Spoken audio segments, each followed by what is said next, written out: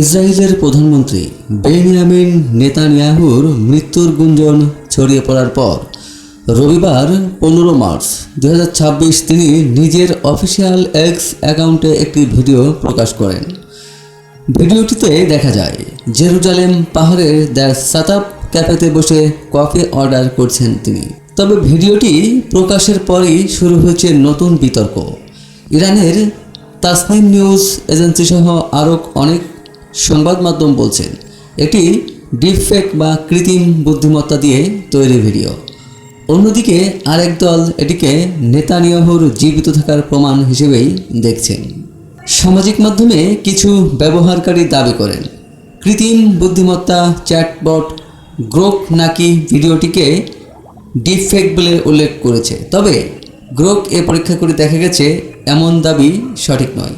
তাদের বিশ্লেষণ অনুযায়ী ভিডিওটি আসল হওয়ার সম্ভাবনাই বেশি। বিশ্লেষকদের মতে চলমান যুদ্ধ পরিস্থিতিতে নেতানিয়াহুকে জীবিত থাকার প্রমাণ দিতে এমন ভিডিও প্রকাশ করতে হয়েছে।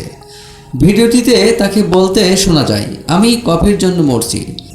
এরপর ক্যামেরা পার্সন তার মৃত্যুর গুঞ্জন নিয়ে প্রশ্ন করলে তিনি বলেন, আঙ্গুল গুনতে চাও? আর এই নাও দেখলে।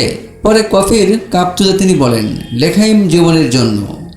এর আগে আরেকটি ভিডিও নিয়ে বিতর্ক তৈরি হয়েছিল, যেখানে তার বাম হাতে 6টি আঙ্গুল দেখা গিয়েছিল বলে দাবি ওঠে। নতুন ভিডিওটি প্রকাশের পর কিছু ব্যবহারকারী এতে অস্বাভাবিক বিষয় খুঁজে পেয়েছেন। তাদের মতে কাপটি পুরোপুরি ভর্তি থাকা সত্ত্বেও নেতানিয়াহু হাত নাড়ানোর সময় কফি এক ফোঁটাও ছলকে পড়েনি।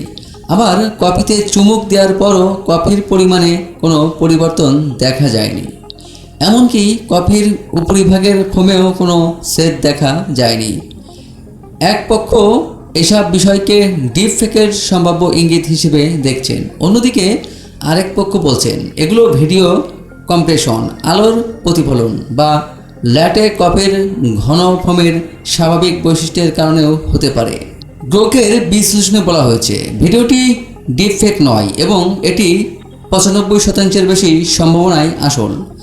বিশ্লেষণে আরও উল্লেখ করা হয়েছে ভিডিওটি নেতানিয়াহুর ভেরিফাইড অফিসিয়াল অ্যাকাউন্ট থেকে প্রকাশ করা হয়েছে। পাশাপাশি Reuters, Jerusalem post, India today সহ কয়েকটি আন্তর্জাতিক সংবাদ মাধ্যম এটিকে জীবিত থাকার প্রমাণ হিসেবেই উল্লেখ করেছে। এখনও পর্যন্ত কোনো বড় ফ্যাক্ট চেক সংস্থা ভিডিওটিকে ভুয়া বলেনি বলেও উল্লেখ করা হয়েছে।